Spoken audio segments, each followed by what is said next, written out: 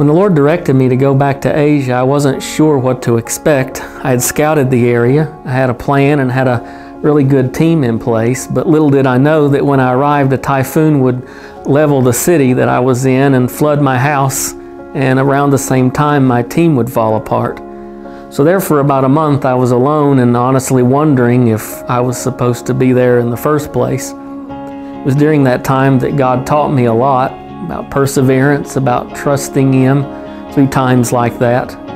And many of you prayed during that time and were such an encouragement, and I'm convinced that that backing of prayer was what sustained me during that time.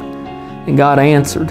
He brought a new partnership with a friend named Joseph, a pastor there, and we were able to form a new team and begin reaching out through Sidewalk Sunday School to children and their families.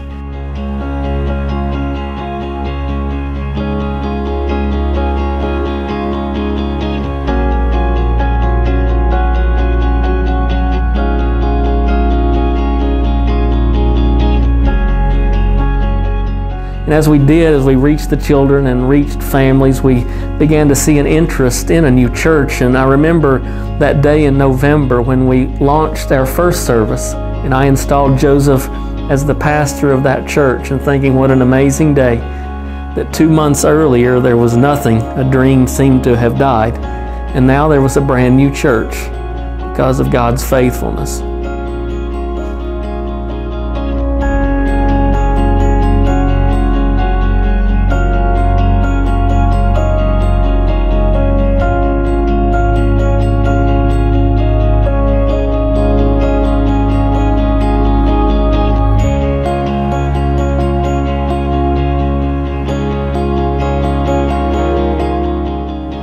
In December 2014, when I was diagnosed with thyroid cancer, I remember going to Joseph, who was the pastor of the new church there, and telling him the news, but also telling him that I felt like this was an attack from the enemy.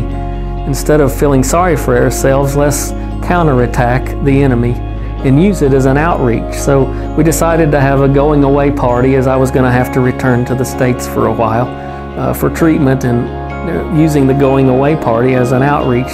We let the church know, and they got excited. During the week, that week I remember being so busy and having so many things on my mind. But I walked in that last Sunday and seeing a whole church full of people, that the Lord had filled it up, and there were over 70 people there that day in this new church that was only about 3 to 4 months old. I remember preaching the gospel that day and proclaiming the good news of Jesus Christ, and seeing several people receive Jesus as Savior and Lord. And I remember the closing songs standing there and just amazed at what God had done.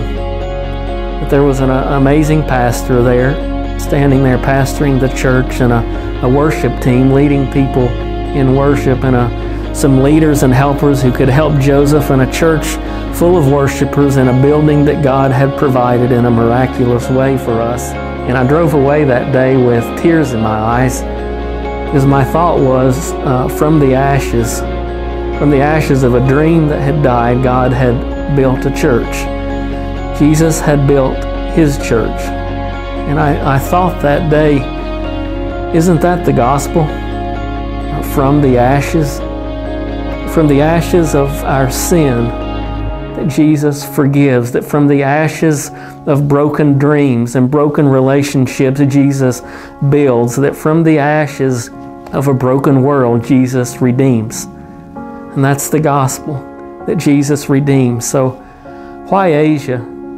Why plant churches? Why share the gospel? Why invest in the gospel in that part of the world? It's because from the ashes, Jesus redeems. And that's our message, and that's our hope. Jesus redeems.